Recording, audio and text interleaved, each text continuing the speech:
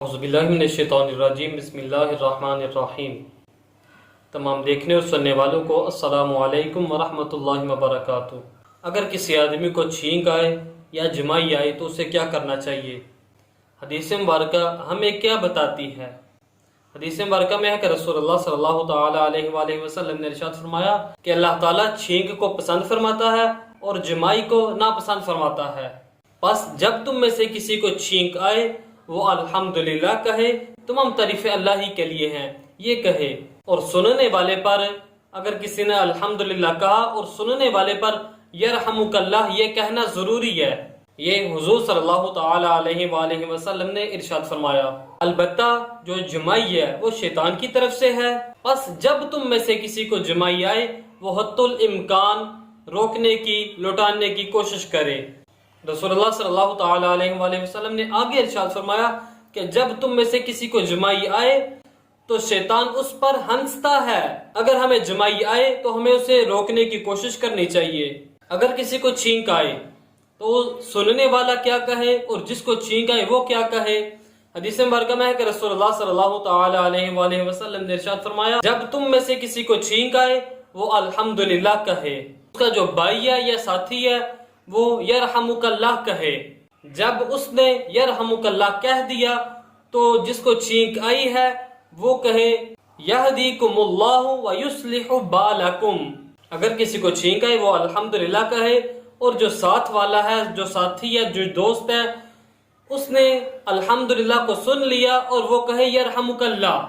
اور اگر یرحمک اللہ اس نے کہہ دیا تو پھر دوبارہ جو چھینکنے والا ہے وہ کہے یہدیکم اللہ ویصلح بالکم۔ رسول اللہ صلی اللہ تعالی علیہ وآلہ وسلم نے ارشاد فرمایا کہ جب تم میں سے کسی کو چھینک آئے تو وہ الحمدللہ کہے، تم یرحمک اللہ کہو، اور اگر وہ الحمدللہ نہ کہے تو تم یرحمک اللہ نہ کہو۔ یہ رسول اللہ صلی اللہ تعالی علیہ وآلہ وسلم نے ارشاد فرمایا۔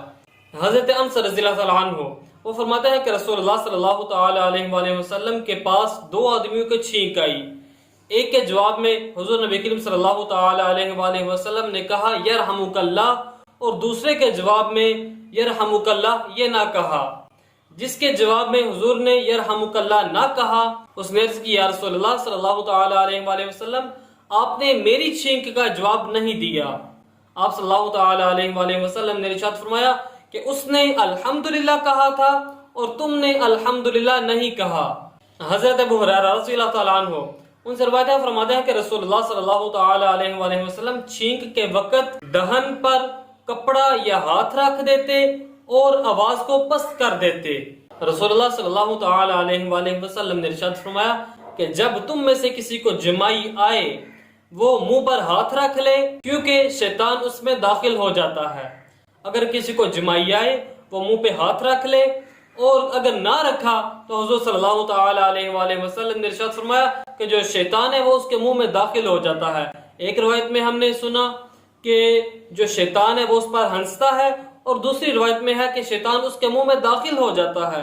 جب کوئی جمائی آئے اس کو روکنے کی کوشش کرنی چاہیے اور منہ پہ ہاتھ رکھ لینا چاہیے۔ اللہ تعالیٰ کی بارگاہ میں دعا ہے کہ اللہ تعالیٰ ہمیں اس پر عمل کرنے کی توفیق عطا فرمائے۔